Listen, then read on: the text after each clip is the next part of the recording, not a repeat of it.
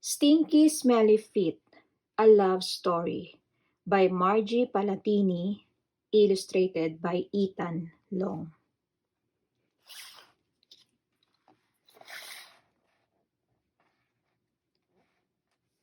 Douglas is very smitten with Dolores, and Dolores is quite smitten with Douglas as well.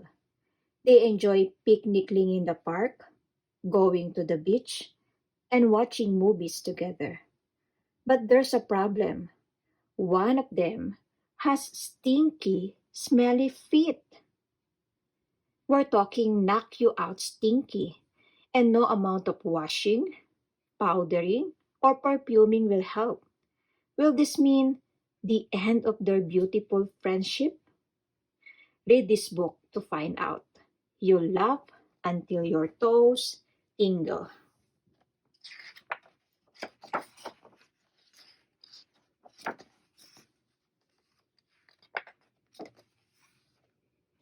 Douglas and his dear friend Dolores were having a splendid day in the park. They skated, they sailed, they snacked on cucumber and butter sandwiches beneath a big, shady tree. Douglas was quite smitten with Dolores, and one could see that Dolores was quite smitten with Douglas as well. Dolores giggled, "Let's kick off our shoes and let the grass tickle our toes." "What fun!" said Douglas. "Yes, let's." Douglas pulled off his left shoe. He had just sprung off his right shoe with carefree abandon when suddenly, plunk! Down went Dolores. "Oh my, oh me!" cried Douglas. He fanned Dolores with a napkin and gave her some air. "What's wrong, my dear? What's wrong?" Dolores opened her eyes and mumbled softly, "Oh my, oh me, I can't hear you," said Douglas, furiously fanning and waving and waving and fanning. Dolores mumbled again. "I still can't hear you," said Douglas with another fan and wave. Dolores mumbled some more. "Oh, Dolores, dear, what can I do? What can I do?" cried poor Douglas. Dolores sat up. She took a deep breath. "Put on your shoes," she shouted. "You have stinky, smelly feet." Kerplunk. Down again went Dolores. "Oh my, oh me," said Douglas. He didn't know what to do first. Fan Dolores or put on his shoes? "Shoes, shoes," muttered Dolores oh so softly.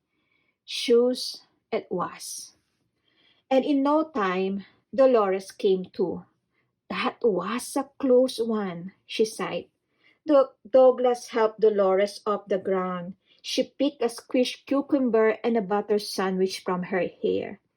He, of course, was very embarrassed about having stinky, smelly feet. "Think nothing of it," said Dolores, patting his hand. "But I do think a bath might be in order." Douglas was in total agreement.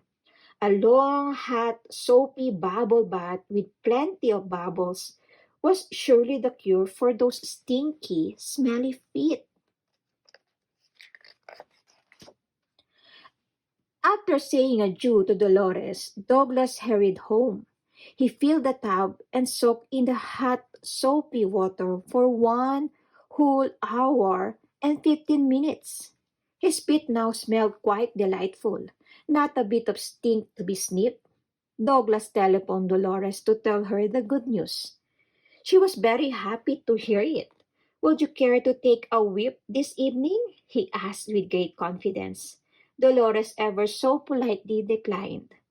But she did accept Douglas' invitation to see a movie.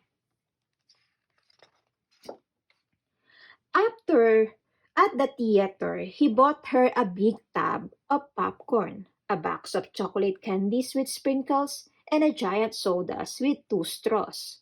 Yes, it was plain to see that Douglas was smitten with Dolores, and Dolores was indeed very smitten with Douglas as well. The two sat very close together in row 13, which was their favorite number. The theater darkened. The music swelled. The movie was just about to begin when Douglas felt something very uncomfortable under his left big toe. "Oh my, oh me," whispered Douglas to Dolores. "I think I have a pebble in my shoe." "Oh, please do remove it before the movie starts," Dolores whispered back. "That can be so unpleasant." Douglas untied the laces and slipped his foot out from the shoe. Then suddenly he heard a plop. "Oh my, oh me," gasped Douglas. Dolores was face first in the popcorn. Plop, plop, plop, plop went everyone else in the row alongside Douglas, and the next row, and the next, next. There was a loud pew, followed by a mad rush for the exits. A policeman in the lobby shouted through a bullhorn, You in there in those stinky smelly feet, come out with your shoes on." Douglas was extremely embarrassed about having stinky smelly feet again, especially in public. Dolores pulled a piece of popcorn from her ear and patted his hand. "Perhaps what you need is a bit more powder, my love." Douglas looked at Dolores. "Perhaps." So Douglas went home and showered, and powdered, and perfumed, then sprayed, sprayed. His toes were decidedly most fragrant they had ever been. He went to sleep that night very happy and pleased, knowing he no longer had stinky, smelly feet. The very next morning, Douglas knocked on Dolores' door. "Care to join me for a day at the beach?" he asked with a big grin and sweet fit. "I would love to," replied Dolores. So the two packed up their blankets, towels, buckets, and a big strip umbrella, and off they went. Douglas stuck the umbrella deep into the sand, and he and Dolores sat under its shade, staring at the ocean and watching the waves. They gathered shells, they built a sand castle for two, they shared a hot dog with lots of mustard. Yes, Douglas was very smitten with Dolores, and Dolores was indeed quite smitten with Douglas as well. She looked into his eyes and said, "Shall we wiggle our toes in the sand?" Just to be safe, Douglas checked which way the wind was blowing. Just to be prepared, he handed Dolores a clothespin for her nose.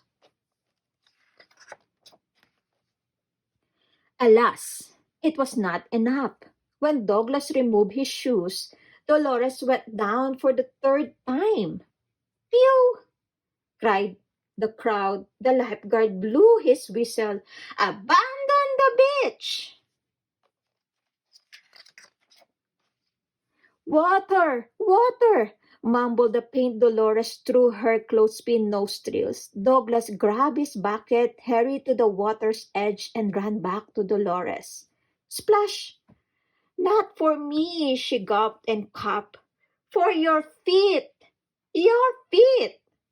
"Oh my, oh me," said Douglas, wading sadly into the ocean. It was not a good day at the beach. It was not a good day for Douglas and Dolores. "I have stinky, smelly feet, and that's all there is to it," sighed Douglas after another long, hot, soapy bath. Dolores sat down next to Douglas, patted his hand, and sighed as well. They were both quiet. They were both quiet for a long time. And then Dolores smelled something very bad, very foul, and very nasty. And it was not Douglas.